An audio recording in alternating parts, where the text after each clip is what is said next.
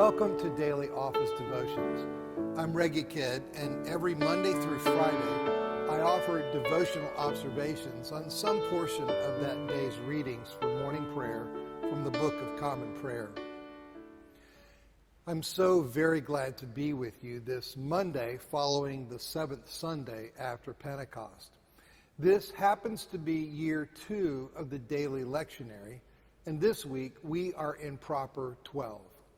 Our readings today come from Joshua chapter 24, Romans chapter 16, and Matthew chapter 27. In addition, Psalms 56, 57, and 58 are on tap. Sometimes in the daily office, a single verse stops you in your tracks. Today, a single thought from Psalm 56 invites reflection, that of God bottling my tears. You have noted my lamentation.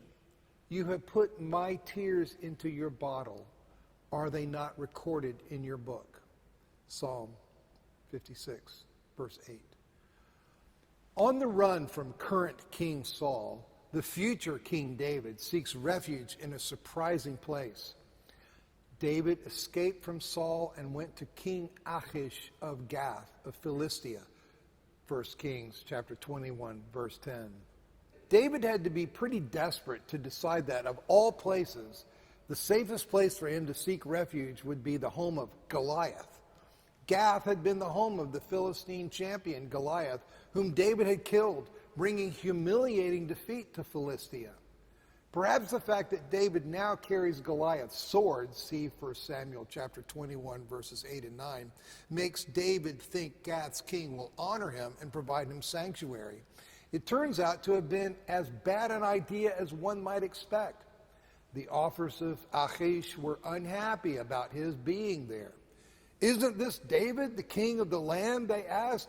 Isn't he the one the people honor with dances, singing? Saul has killed his thousands and David his 10,000s? 1 Samuel chapter 21, verses 10 through 11. David, according to 1 Samuel chapter 21, verses 12 through 13, realizes his peril and plays a humiliating role. He pretended to be insane, scratching on doors and drooling down his beard, the psalm's superscription of David, a miktam, when the Philistines seized him in Gath, gives us the physical setting of the psalm. David writes while under custody as King Achish weighs his fate.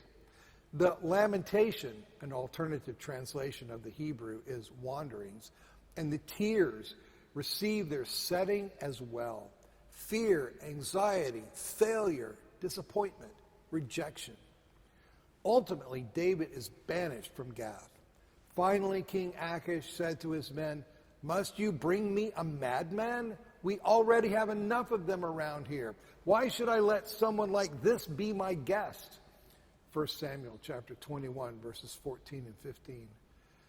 David is the remarkable figure he is because of the way he processes his stuff with such honesty and comes out with such faith in the end.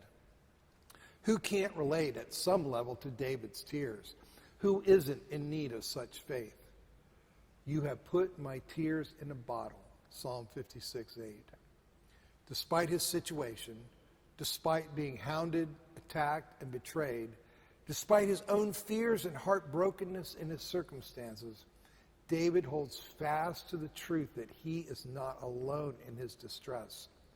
Yahweh has such care for him that David envisions each of his tears being acknowledged, treasured, and preserved by his heavenly Father, his counselor, friend, and advocate. The God who sees every sparrow that falls has numbered every hair on our heads, and he knows each and every tear we have shed and will shed. He cares very much about the sorrow or fear or suffering we have endured or are enduring or will endure. He will give it meaning. He will make everything right one day. An aside. Brilliant poet that he is, David uses a wordplay to communicate the tightness of the emotional connection between Yahweh and himself.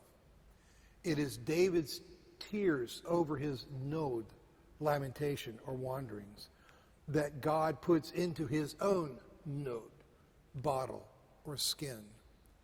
David can't help but create something beautiful and elegant out of a situation that is anything but beautiful and elegant.